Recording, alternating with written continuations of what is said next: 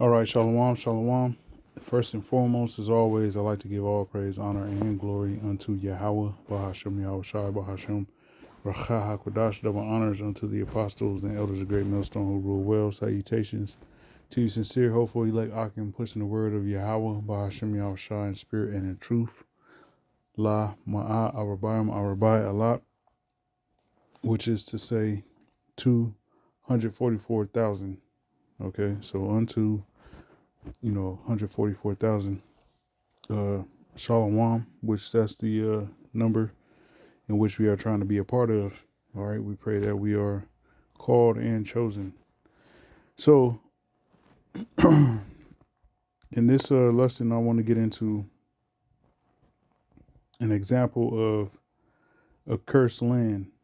Okay, an example of a cursed land. Now we know that Babylon the Great is cursed, and we know that it's prophesied in the scriptures to be destroyed. Okay, and we know that there are various kingdoms that have ruled in the past that America is compared to. Okay, Egypt, Assyria, okay, to Babylon. All right, three examples in the scriptures of kingdoms that America is compared to. Okay, because America pretty much encompasses the demonic energy, the wickedness, the evil. All right, the left hand magic that those kingdoms were pretty much occupied in, were saturated in. All right, America taps into all that and went above and beyond. Okay, which is why those kingdoms, through the spirit, the Most High has used those kingdoms as examples. Okay, so getting this here in Joshua 6 and 26 in the NLT, it says, and this is, when we went into the land of Israel, we had to take down various kingdoms, and one of them being Jericho. And this is what the Heavenly Father stated pertaining to the land of Jericho, all right, that city. Verse 26, it says, in the NLT, it says, at that time Joshua invoked this curse. May the curse of Yahweh fall on anyone who tries to rebuild the town of Jericho. At the cost of his firstborn son, he will lay its foundation. At the cost of his youngest son, he will set up its gates. So the Lord Yahweh was with Joshua, and his reputation spread throughout the land. Okay, so pretty much Joshua, our forefather, put up a curse on anyone that wanted to rebuild or tried to rebuild that city. All right, now America is a cursed land. All right, the Most High did bless America to prosper in its wickedness for the purpose of fulfilling prophecy, and at the same time, the Most High has set up America to be destroyed when it's all said and done. All right, now grabbing this precept here in 1 Kings 16, I'm gonna start at 29 and read down. I'm gonna read in the NLT. So this is going into the kings of the northern kingdom. All right, now real quick, let me look at something. I believe Ahab was the seventh king of the northern kingdom.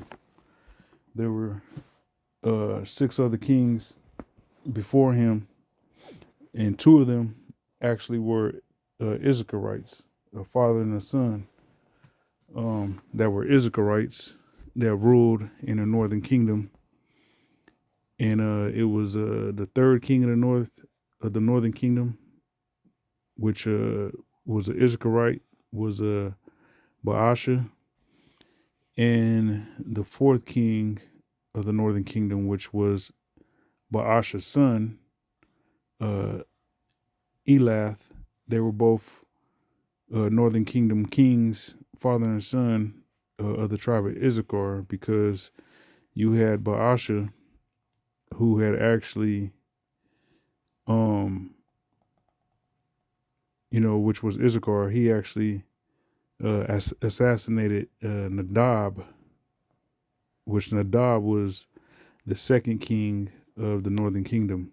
Okay, so after Jeroboam, you had Nadab, all right, which was the son of Jeroboam that ruled, but he ended up getting killed, assassinated by Baasha, which was an Issacharite, and then after Baasha, his son um, Elath ruled the northern kingdom. All right, but it was only for 26 years, or no, excuse me, it was 2 years. He ruled only 2 years. All right, well, just a little backstory. So getting back to it, this is 1 Kings 16 and 29 in the NLT. It says, Ahab, son of Omri, began to rule over Israel in the 38th year of King Asa's reign in Judah. He reigned in Samaria 22 years. But Ahab, son of Omri, did what was evil in Yahweh's sight even more than any of the kings before him. And as though it were not enough,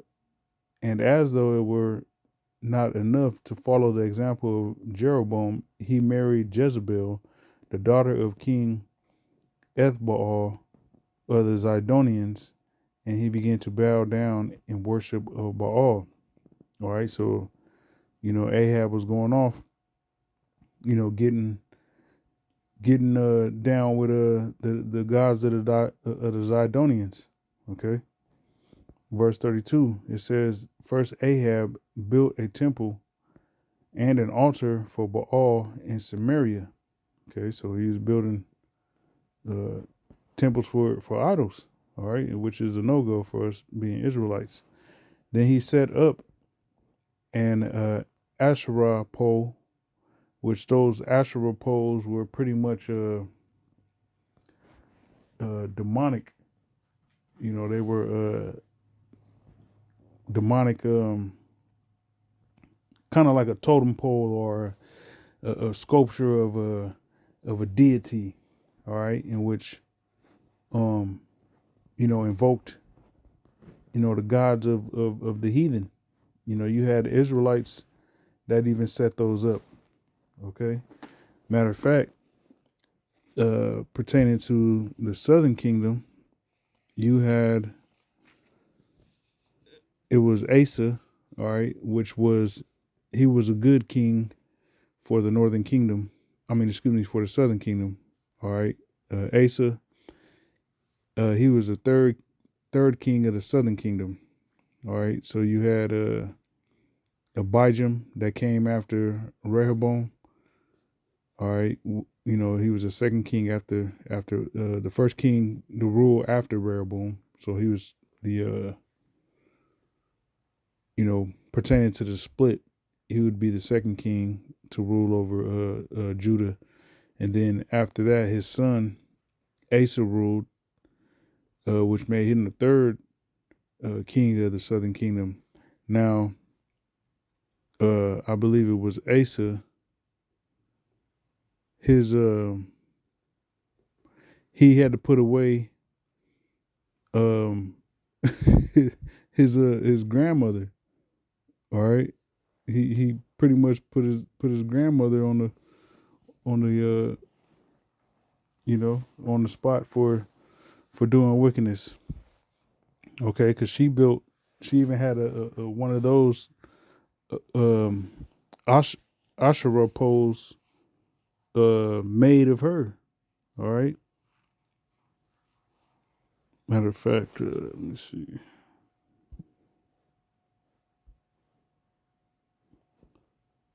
Let's grab that real quick. 1 Kings chapter 15 and verse 11. Let me see. All right. So 1 Kings 15 and 11, it says, and Asa did what pleased the Lord Yahweh, as his ancestor David had done. He expelled from the country all the male and female prostitutes serving at the pagan places of worship. All right, and this is in the NLT. And he removed all the idols his predecessors had made. He removed his grandmother Macha from her position as queen mother because she had made an obscene idol of the fertility goddess Asherah. Okay, so his own grandmother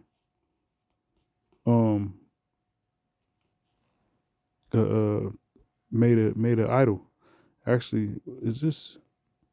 I'm not sure what version this is, because this might not be NLT. So, lucky, I'm not sure what version that is. But we get the gist. Okay, but I got my actual NLT sword opened up. So I'm gonna just read it from out the NLT, my actual Bible that I got. So it says, verse 13, 1 Kings 15. It says he even deposed his grandmother Macha from her position as queen mother because she had made an obscene Asherah pole. Okay, so being an Israelite, we ain't to do that. All right, so continuing on here in 1 Kings 16, verse 32, it says, first Ahab built a temple and an altar for Baal in Samaria. Then he set up an Asherah pole, pretty much like a totem pole or, a sculpture type deal.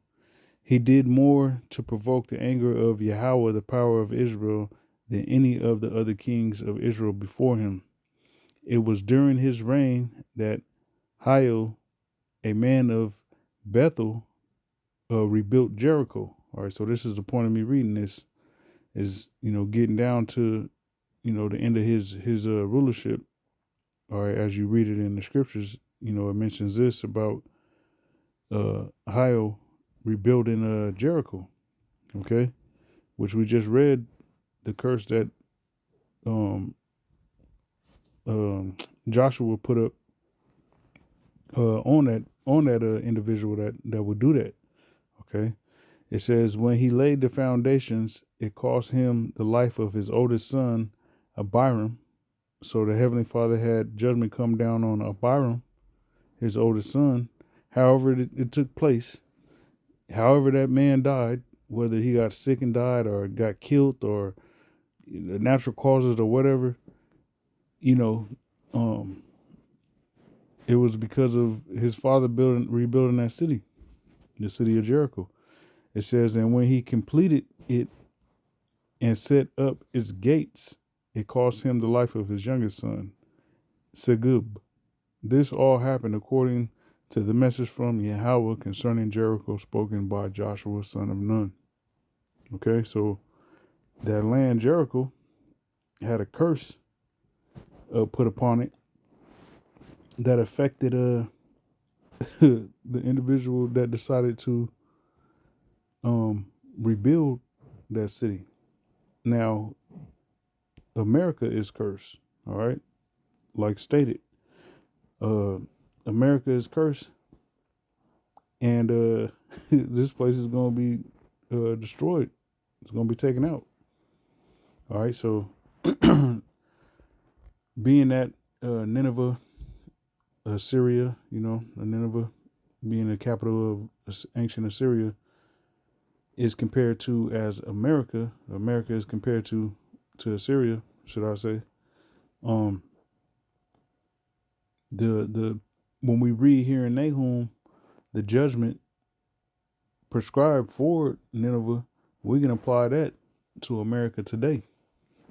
Okay, so starting in verse 1 in the NLT, Nahum, the 3rd chapter, it reads, "What sorrow awaits Nineveh, the city of murder and lies. She is crammed with wealth and is never without victims." All right. So once again, this through the Spirit is talking about America. Okay. This place, Babylon, is crammed with lies. You can't even trust the news. Everything you see on the news is a psyop.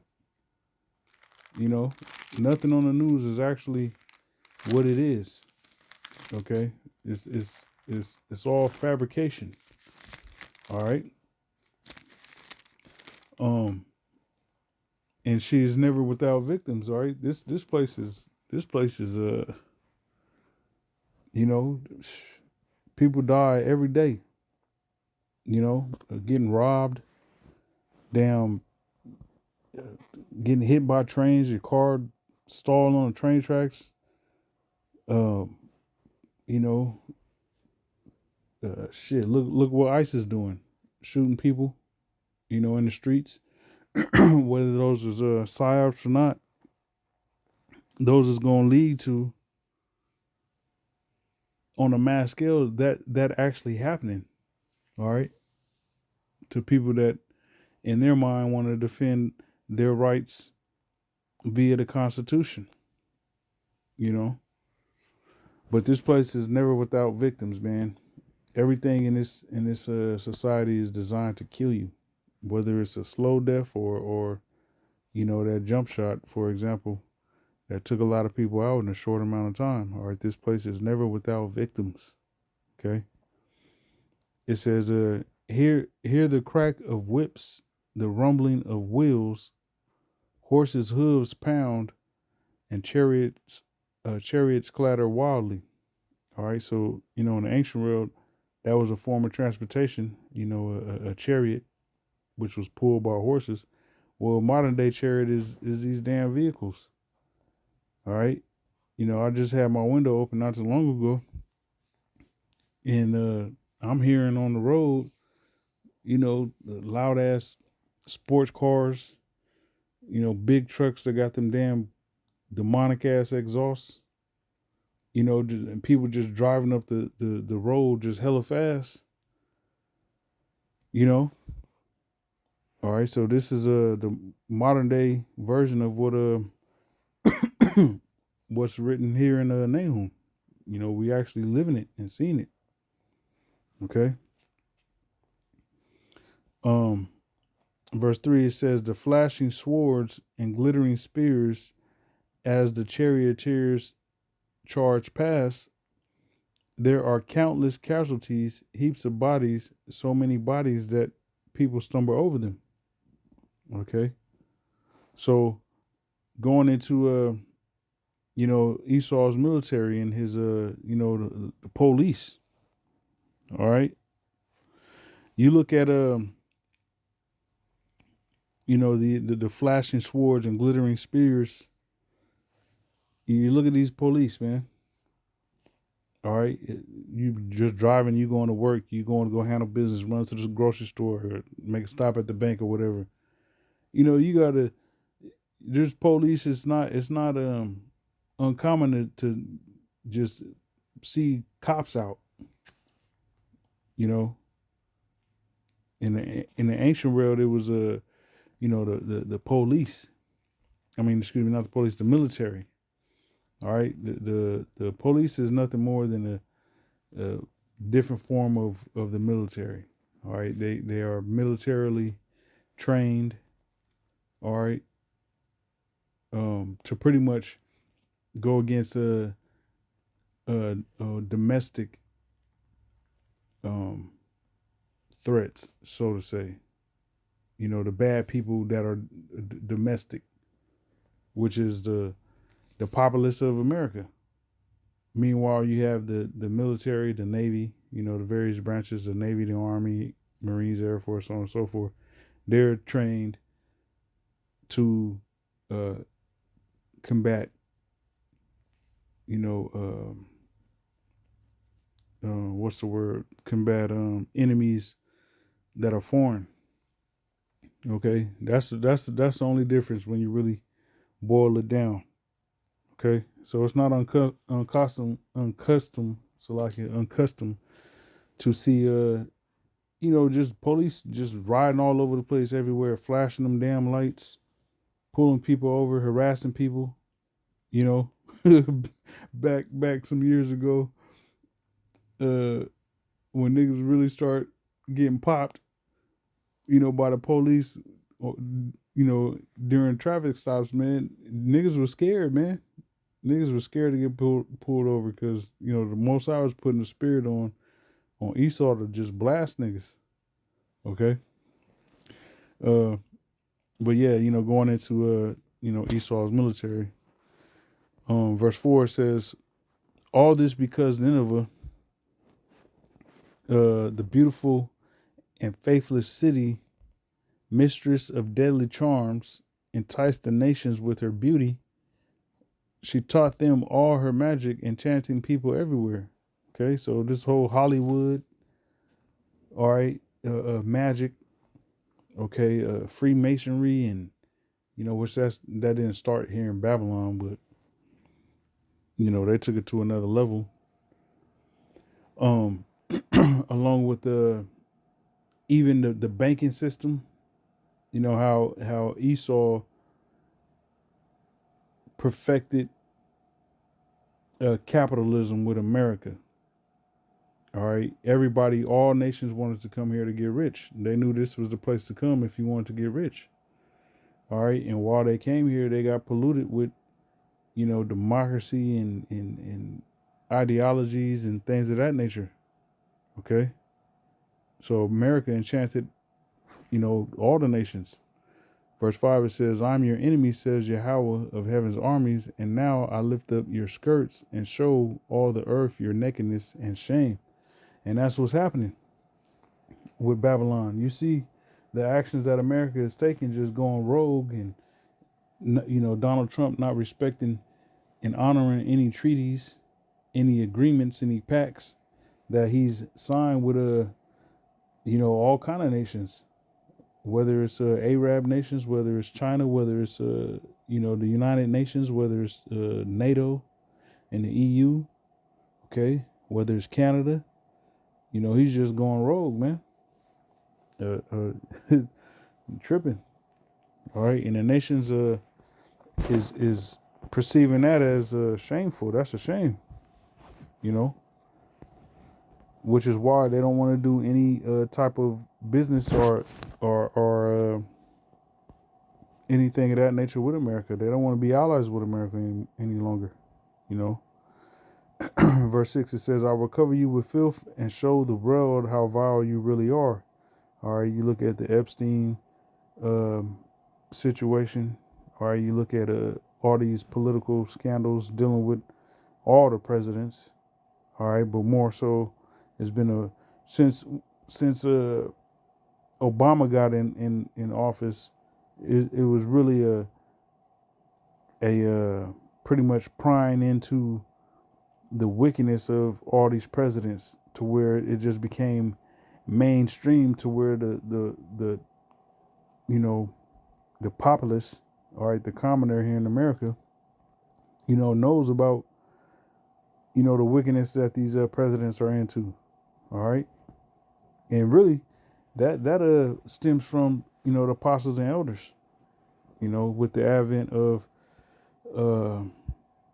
YouTube and videos going up on YouTube. All right, the street speakings. All right, when back in what was that? 2005 or 6, whenever Facebook came out. I mean, not Facebook, YouTube. And the apostles, I think 07 it was, really started hitting YouTube with the videos. They would go into you know, the wickedness of Obama, and you know how these presidents is all juiced in and do wicked ass shit. Part of these fraternities and secret societies and things of that nature, and the things that they would have to do. So the nations, are seeing how viral Babylon really is, especially with the actions that America has taken under the leadership of Trump within the last year. Okay. Verse 7, it says, all who see you will shrink back and say, Nineveh lies in ruins. Where are the mourners? Does anyone regret your destruction? So how demonic do you have to be as a nation? All right, a nation of people. Okay, when you think of this nation, there's a certain type of people that come to mind. Even a certain race of people. Because when you think of America, you think of country Edomites. You think of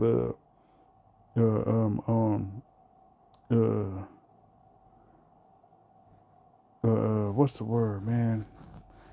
Northeastern Edomites. All right, the patriotic, colonial, offshoot Edomites. Okay. Verse 8, it says, are you any better than the city of Thebes, situated on the Nile River, surrounded by water? She was protected by the river on all sides, walled in by water. Okay, so you had a whole city that was surrounded by water. But that didn't stop the Heavenly Father from allowing it to be dealt with. Okay. It says Ethiopia and the land of Egypt gave unlimited assistance. The nations of Put and Libya were among her allies. Yet Thebes fell, and her people were led away as captives. Her babies were dashed to death against the stones of the streets. Soldiers threw dice to get Egyptian officers as servants. All the leaders were bound in chains. All right, now for America, ain't gonna be nothing that survives that's still on the physical soils of America once those thermonuclear missiles hit by way of China and Russia, Iran, or whatever nations have the capabilities of actually having their ICBMs reach America. Okay. Verse 11, it says, and you, Nineveh, will also stagger like a drunkard. You will hide for fear of the attacking enemy. So all this pride, BS, Pete Hegseth, Donald Trump, all right, that whole administration, all the pride that they coming with, all right, when these nations really let America have it, and you can see that they're going to do that pertaining to what's going on with Iran. All right, you have China and Russia sending Iran weaponry. All right, currently sending them weaponry. You have all the Middle Eastern nations that were allies with America and or had military bases, American military bases in their countries, like Qatar and Saudi Arabia. These countries have denied America access to use their countries to hit Iran.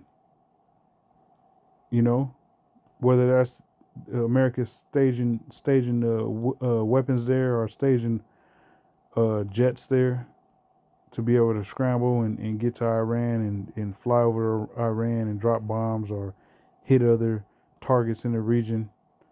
It's easier and less expensive, from land. depending on what you're trying to hit and so on and so forth.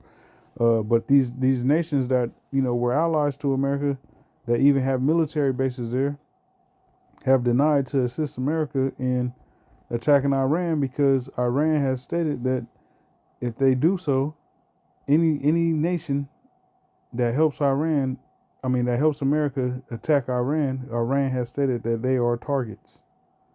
All right, and you have these nations that have, such as Dubai, all right, that has spent a lot of money building up its infrastructure, and now it is a pretty much a tourist destination.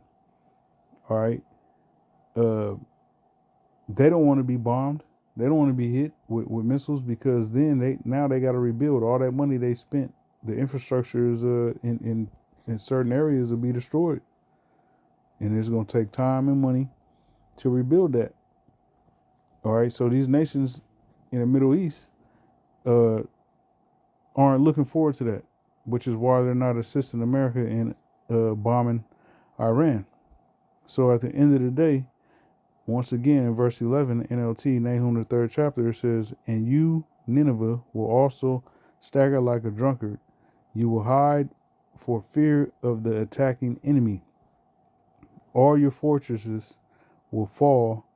They will be devoured like the ripe fig that falls into the mouths of those who shake the trees. Your troops will be as weak and helpless as women." All right? In the American military is already beta. All right, they're already inside joke. They're already overweight, which some of them has been kicked out, according to Pete Hedgehog. All right, when he last year spoke to all those generals, admirals and generals, but they're a bunch of soy boys. All right, the American military is filled with a whole bunch of homosexuals. All right, a whole bunch of metrosexuals and lesbians and things of that nature. All right. So when war really pops off, man, they're gonna be worthless. All right, helpless as women. All right, midway through verse 13, it says, "The gates of your land will be opened wide to the enemy and set on fire and burned." Man, get ready for the siege. All right, and that's gonna be by way of thermonuclear destruction. Get ready for the siege. Store up water, strengthen the defenses. Go into the pits to trample clay and pack it into molds, making making bricks to repair the walls. All right, but the fire will devour you. The sword will cut you down. The enemy will consume you like locusts. Okay, so the ICBM missiles is going to destroy this place like locusts will destroy vegetation, devour vegetation. All right, the fire will devour you. Excuse me, I think I said destroy. Verse 15, it says, "But the fire will devour you. The sword will cut you down. The enemy will consume you like locusts, devouring everything they see. There will be no escape, even if you multiply swarming locusts." Excuse me. Verse 16, it says, "Your merchants have multiplied until they outnumber the stars, but like a swarm of locusts, they strip the land and fly away." Okay? So all these nations don't give a fuck about America. Excuse my French. They don't care about America. They came here, they got their money, and now, due to all these tariffs, nobody's looking to do business with America like that anymore, like it once was. All right, because they know that this it's not a safe investment. It's not safe to do business with America anymore. All right, so you're gonna see less and less shipping containers coming from overseas with goods here in America. All right. Verse 17, it says, your guards and officials are also like swarming locusts that crowd together in the hedges on a cold day, but like locusts that fly away when the sun comes up, all of them will fly away and disappear. Okay. So, hey man, you gonna have a lot of even before they're all completely destroyed, you're gonna have a lot of military cats going AWOL. You see what they're doing over in Ukraine? A lot of them military cats is just leaving and going AWOL, man. All right, so you're gonna have that happening even before the missiles touch down. And then when the missiles touch down, everything on the soils of America is gonna be out of there. Verse 18, it says, your shepherds are asleep. All right, a shepherd is supposed to, protect the flock. All right, a shepherd is supposed to, look out for danger and keep the flock, safe, out of harm's way. But you see, Babylon shepherds, they have not a clue what's going on. All right, Apostle Tahar has been, he did a video where he was talking about, I forget the woman's name, but she's she's supposed to be Donald Trump's spiritual advisor, and the apostle was saying she don't know nothing. If she knew something, she would tell Trump that, he's pretty much bringing about World War III, displace America's destruction. All right, but she's a woman, man. She don't know nothing. Okay. So the shepherds of Babylon, aka Assyria, are asleep. All right, so verse 18 NLT, it says, your shepherds are asleep, O Assyrian king. Your princes lie dead in the dust. Your people are scattered across the mountains with no one to gather them together. All right, you see at the political landscape of Babylon, it's all scattered. People is all divided, and it's only going to fragment into more and more pieces, as time goes by. All right, you're going to have divisions within divisions within divisions within divisions to where, it's going to be everyone Egyptian against Egyptian. Okay.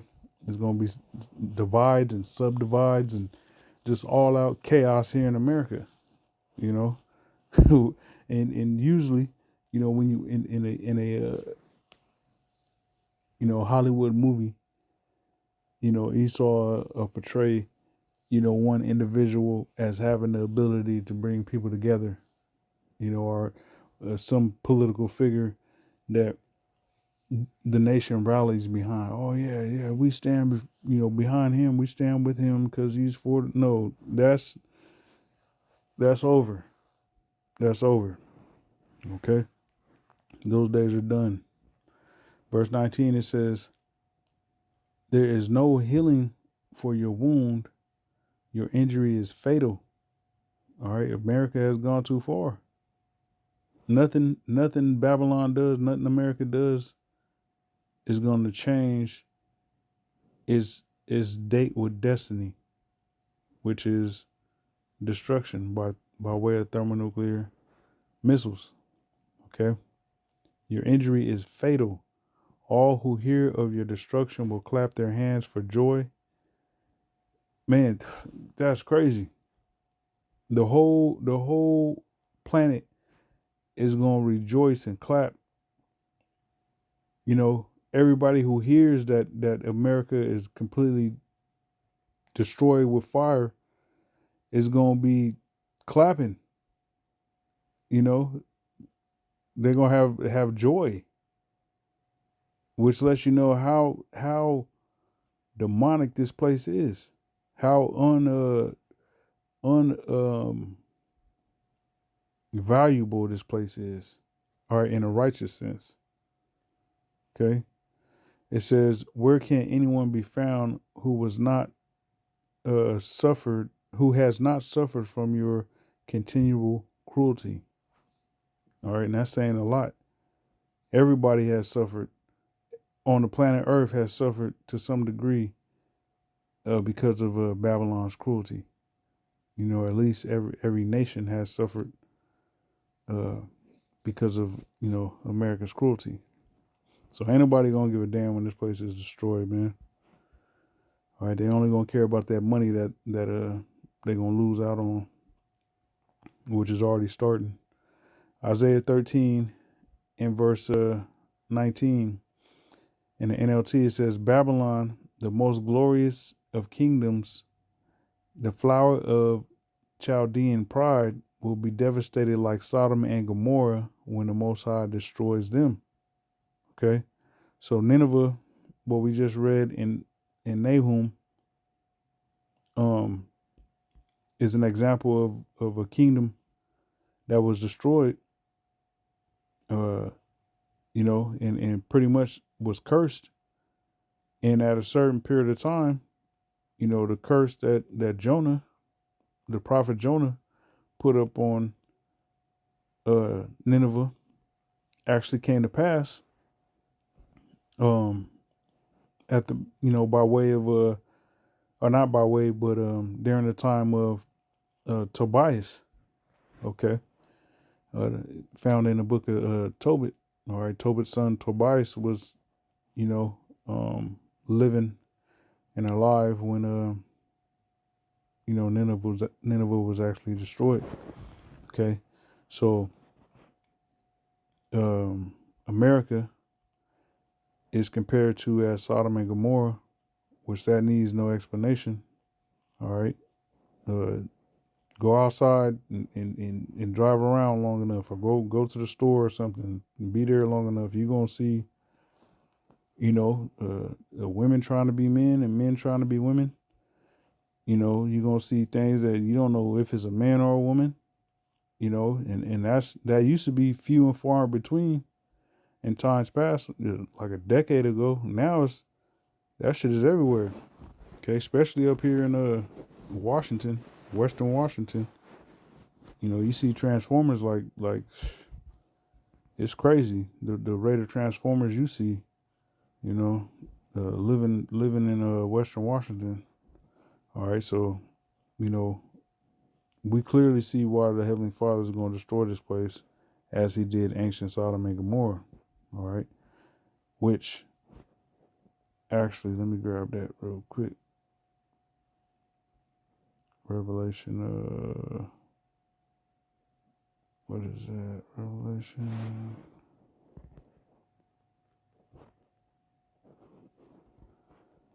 (11 and 8). Yep. Revelation 11 and 8. It says, "And her dead body shall lie in the street of the great city, which spiritually is called Sodom and Egypt, where also our Lord was crucified." All right. So, this place, America, is spiritually called Sodom and Egypt. You know, Sodom because of all the, debauchery, all right, the vile actions that take place between same-sex people, you know, in this country, and that's, you know, plotted and actually promoted. Okay, and also Egypt because of the rigorous slavery that we served here in Babylon. So those two ancient kingdoms, Sodom and Egypt, just in this precept alone, point to America. You know, with one precept is letting you know there's two kingdoms in the past that this current kingdom, Babylon the Great, encompasses spiritually. All right. So back here in Isaiah 13 and 20. Let me see. Yeah, 13 and 20. It says, Babylon will never be inhabited again. And this is in the NLT. It will remain empty for generation after generation. Nomads will refuse to camp there. All right, and they ain't even gonna refuse like that. They ain't gonna have no choice. They have no choice but to not camp here, because this place is gonna be the biggest desert, and no man is gonna be allowed to step foot on this soil ever again, according to the scriptures. Okay. And shepherds will not bend down their sheep, bed down their sheep. Desert animals will move into the ruined city, and the houses will be haunted by howling creatures. Owls will live among the ruins. The wild goats will go there and dance. So all kind of desert-like creatures that thrive in that type of environment is going to actually do exactly that. All right. So wherever Washington D.C. and the state capital, and the various monuments, the White House, okay, mansions, Hollywood, Beverly Hills, all that. You're gonna have desert creatures in all those areas, man. Because once again, America is gonna be turned into the biggest desert on the planet Earth. Okay, it says midway through verse 21, it says, owls will live among the ruins, and wild goats will go there to dance. Hyenas will howl in its fortresses, and jackals will make dens in its luxurious palaces. Babylon's days are numbered. Its time of destruction will soon arrive. Okay? So,